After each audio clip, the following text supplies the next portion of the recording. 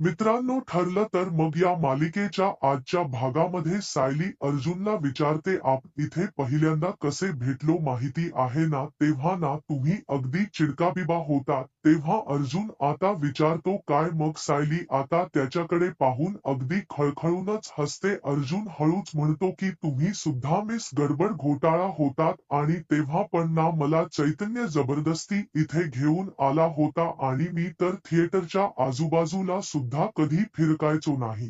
त्यावरती सायली म्हणते, आम्हाला तरी कुठे हो, इथे सिनेमे असे पाहायला परवडायचं पण मुलांना हौस होती. हां, आणि नेमकं त्या दिवशी मुलांना पॉपकॉर्न खाण्याची इच्छा सुद्धा झाली होती. पण तेव्हा तर माझ्याकडे पुरेसे पैसे सुद्धा नव्हते. पण तेव्हा तुम्ही माझ्या मुलांना पॉपकॉर्न घेऊन दिले आणि तेव्हा मला वाटलं तुम्ही वरवर जेवढे वाटताय ना तेवढे वाईट नाही आहात. मग आता अर्जुन तिच्याकडे पाहून हसतो आणि म्हणतो, तेव्हा आपण ना स्ट्रेंजर होतो आणि आता नवरा बायको आहोत. त्यावरती सायली म्हणते, पण आता पुलाखालून खूप पाणी निघून गेले. हा नशिबाचा खेळ आहे सगळा. त्यावेळी अर्जुन म्हणतो, बरोबर, पण आता ना हक्काने तुम्ही माझ्याकडून पॉपकॉर्न सुद्धा घेऊ शकता. तेव्हा सायली त्याच हक्काने म्हणते, मग घेऊन द्या ब्र मला. त्यावेळी अर्जुन विचारतो, खरंच का? मग सायली हो असं म्हणते. मग त्यावेळी अर्जुन सायलीला लगेचच पॉपकॉर्न घेऊन देतो आणि पैसे पेड करत असतो. तर सायलीला आता एका मुलीचा जोरात धक्का लागतो. त्यामुळे ती खाली पडणार असते. तिच्याच्या हातात असणारे काही पॉपकॉर्न हे तिच्या अंगावरच उडून असे पडतात. मग आता अर्जुन पटकन आता सायलीला सावरतो आणि तिच्याकडे पाहतच राहतो सायलीला.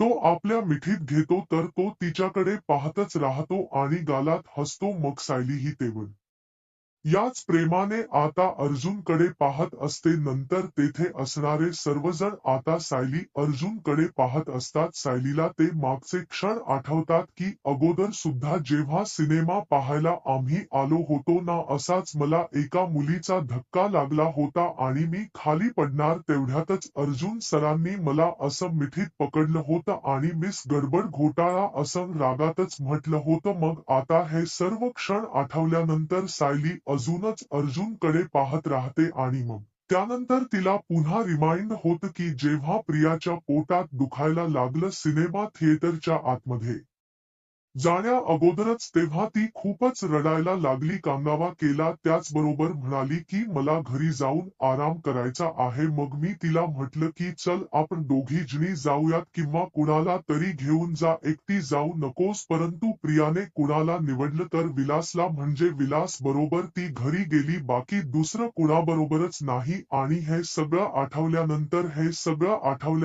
सायलीला काही गोष्टी आता तेथे क्लिक होतात. आता ती अर्जुनकडे पाहतच असते. मग अर्जुन विचारतो काय? तेव्हा ती आता भानावर येते आणि पटकन स्वतःला सावरते. मग त्यानंतर अर्जुन आता सर वांना सॉरी असं म्हणतो आणि हे क्लीन करून घ्या असंही सांगतो. तेथे असणारा माणूस हो असं म्हणतो. त्यानंतर अर्जुन आता सायलीला विचारतो, काय अहो मिसेस सायली, तुमचा नवरा तुमच्या एवढ्या जवळ आहे आणि तुम्ही भलत्याच विचारात आहात. त्यावेळी सायली म्हणते, हो आहे मी भलत्या विचारात. तुम्हाला माहित नसेल पण आम्ही जेव्हा सिनेमा पाहायला होतो ना, तेव्हा आमची सर्व तिकीट ही प्रियाने बुक केली होती, प्रियानेच काढली होती.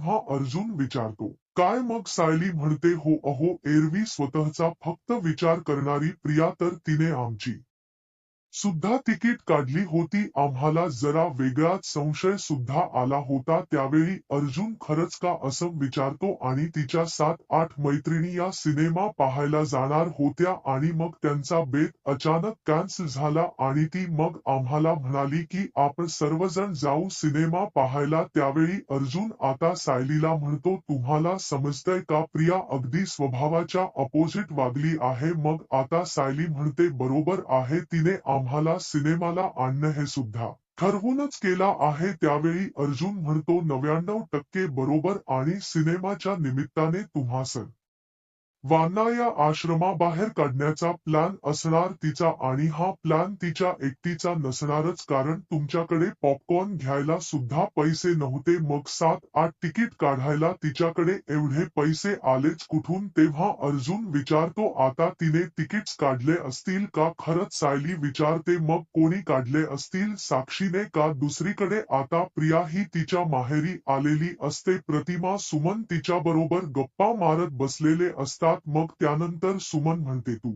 बस आम्ही आलोच आता मग आता त्या दोघीही जेव्हा तिथून जातात ना प्रिया नागराजला लगेचच हणते ब्र झालं हलतच नव्हत्या इथून दोघीही म्हणून ती नागराजला सांगू लागते की अहो हो सायली आणि अर्जुनला डेंजर माझ्याबद्दल काहीतरी संशय आलाय लीने व्हिडिओ रेकॉर्डिंग चालू ठेवून स्वतःचा मोबाईल माझ्या रूममध्ये तिथे ठेवला होता हे ऐकताच नागराजला धक्का बसतो तेव्हा तिच्या हाती काही लागलं का आता लगेचच नागराज म्हणतो तेव्हा प्रिया म्हणते ते नाही माहित मला पण मला ना आता खूप अलर्ट राहावं लागेल नाहीतर अर्जुनला माझ्याकडूनच साक्षीने खून केला याचे पुरावे मिळतील तेव्हा आता नागराज म्हणतो शुभ बोल की जरा अगं साक्षी नाही पण तू फासावर लटकशील एवढे तर नक्कीच मग प्रिया घाबरते तेवढ्यातच रविराजचा आवाज येतो तन्वी मग रविराज आता तेथे येतो आणि विचारतो की काय तुला कोण फासावर लटकवायला निघाले मला सुद्धा कळू दे ना तेव्हा फासावर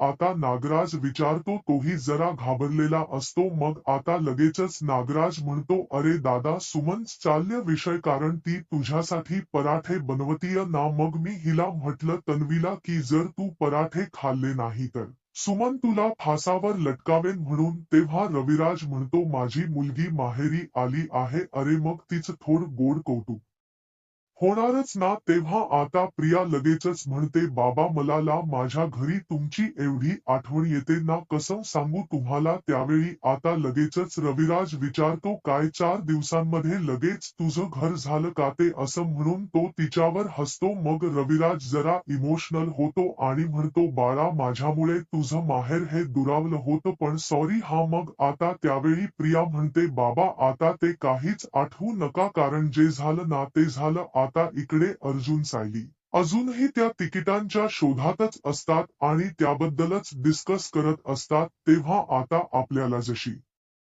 चैतन्य भाऊजींनी तिकीट काढून दिली तसं साक्षीने तेव्हा आम्हाला तिकीट काढून दिली असतील का म्हणजे प्रियाला तिकीट काढून दिली असतील का असं ती अर्जुनला आता विचारते तेव्हा अर्जुन म्हणतो तसं असेल तर इथे रेकॉर्ड असू शकत्याचं तेव्हा अर्जुन लगेचच आता म्हणतो की ऑनलाईन तिकीट जर काढलं गेलं असेल ना तर आपल्याला नक्कीच काहीतरी पुरावा मिळू शकतो पण त्यासाठी थिएटरच्या ऑफिसमध्ये आपल्याला जावं लागेल कारण नक्की कोणी तिकीट काढले नाही आपल्याला समजेल मग त्यावरती सायली म्हणते आत्ताच जाऊयात का मग अर्जुन म्हणतो पण अगोदर सिनेमा पाहायला जायचं ना आपल्याला सायली म्हणते पण आपल्या केससाठी याचा उपयोग होईल ना हो नक्कीच तेव्हा अर्जुन म्हणतो की मी अगोदर इन्स्पेक्टर साहेबांना फोन करतो सायली विचारते त्यांना का ब्र मग आता इन्स्पेक्टर साहेब आपल्या सोबत असेल तर आपल्याला लगेचच सर्व पुरावे मिळू शकतात आणि हे अनऑफिशियली आहे आणि जर लिगली करायला गेलो तर दामिनीला लगेचच कळेल पेक्टर सावंत जर बरोबर असतील ना तर उपयोग होईल मग मला आणि